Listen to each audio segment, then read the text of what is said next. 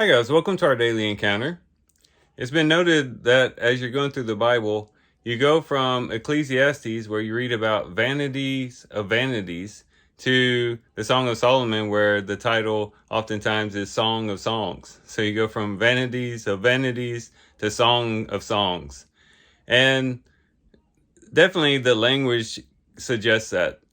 In the book of Ecclesiastes, we saw everything's kind of bleak. The writer is speaking from the standpoint of life under the sun. If you just live life according to the ways of this earth, everything is vanity because everything goes away. And one generation comes and leaves what they accomplished to the next generation. And it's just all vain and empty.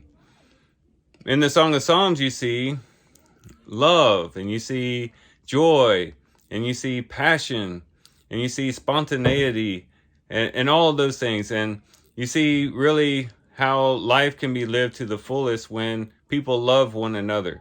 And the focus being more on romantic love, of course, but it shows the difference that love can make. And when we think about life in general, we can see how this is true. You know, if we're just living for ourselves, if we're just living, just trying to make it through life, and we're just trying to accomplish a whole lot and amass a lot of things just for ourselves, it really is vain because eventually we're going to die. As we read, you know, we come naked from our mother's womb and we leave naked in death. We can't take it with us, as we say. And if we're just living for ourselves, truly life is vain. But since we start living according to love, all of a sudden life begins to have purpose and life begins to have meaning. And there's a turn in the way that we approach life. And so we can say that the remedy to the vanity of life is love. And we could think about the love between a husband and wife like we see in Song of Solomon. Definitely when a person finds someone that they love and they find someone who loves them back equally, and there's that deep abiding love between the two, certainly life doesn't seem quite so vain. Or you could think about friends, two friends that get together and they have a loving relationship between each other as they have a lot in common and they share life together, life's experiences together. And all of a sudden life doesn't seem quite so vain. But when we think about human relationships, you know, it doesn't quite go that far, in that in human relationships, we know eventually those relationships will end in one way or the other, at least as we know them here on earth, because of death and because of separation and because of uncontrollable circumstances. Sometimes we can't hold together our relationships, our human relationships here on the earth. And so we must think higher if we're going to think of a true love relationship that we can have, that truly and absolutely and completely won't be vain. And of course, the relationship I'm speaking of is that of our relationship with God and our love for God.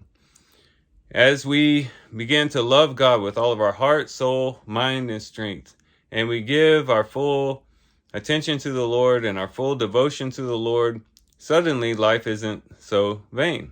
And the wonderful thing about giving our love over to the Lord is the fact that death won't separate us in our relationship with God. Of course, God's not going to die. He is eternal. And also, even if we do die, we're just going to continue on in that love relationship with him throughout eternity. And so we could say that if we really want to remedy the vanity of this life, and if we really want to go from a state of vanity of vanities to song of songs, then we must love God with every fiber of our being and to just give him our whole lives. He'll give us purpose. He'll give us meaning in life. He'll give us a destiny that goes beyond the grave. And he'll give us the hope of a future life with him in which we will continue in this loving relationship forever.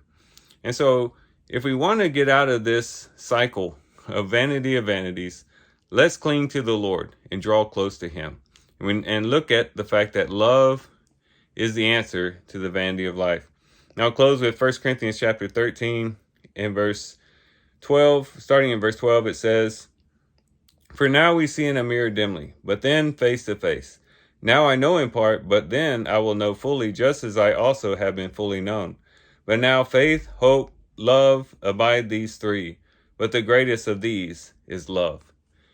And so I think that pretty much summarizes what we're saying here. Love is the one thing that usurps everything and is transcendent above everything else. It will truly give us meaning and purpose in this life, where we're talking about between us and other humans, or we're talking about ourselves and God ultimately. And so these are some things we can reflect on and think about as we do our reading today. With that, guys, I do thank you for watching the video today. Hope you guys have a great day. Love you guys. God bless.